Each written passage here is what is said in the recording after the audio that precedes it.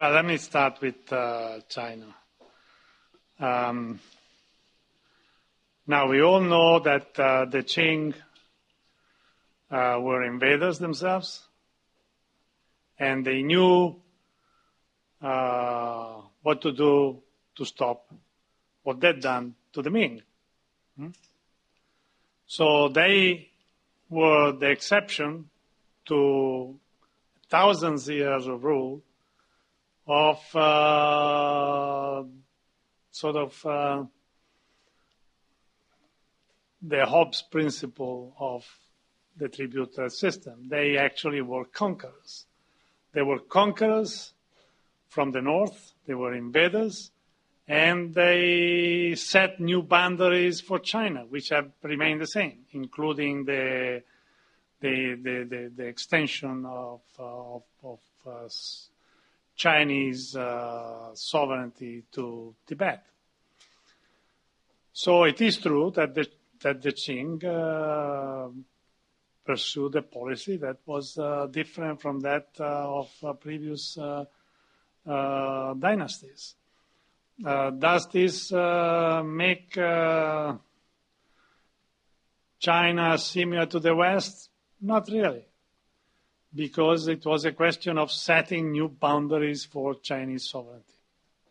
It was not a question of conquering other parts of the world with by Western armies and so on. I mean, it's just a question of comparing the special fix of Western imperialism with the special fix of Chinese imperialism. They're two totally different processes. The Chinese imperialism was a regional, local phenomenon. Western imperialism was a global phenomenon that unified and eventually sort of also destabilized the Chinese state.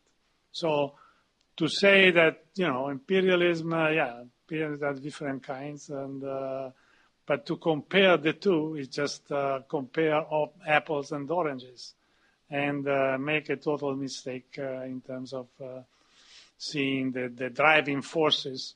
And here I think that Adam Smith may help, because there were two different models of development.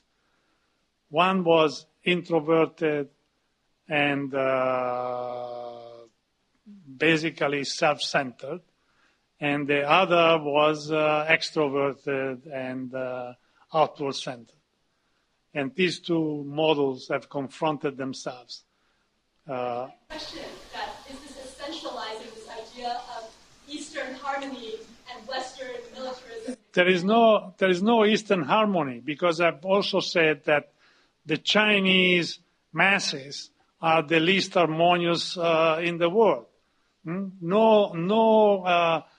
No peasantry, no subordinate class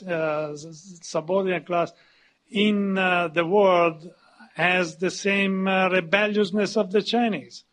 The Chinese were on strike throughout Chinese history with when the Western masses were not even dreaming of rebelling or anything in the same way.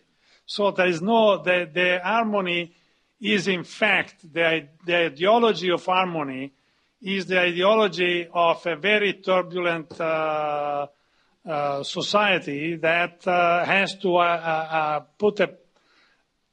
try to sort of be harmonious, because otherwise it falls apart, and it has fallen apart regularly through a combination of rebellions from inside and invasion from outside.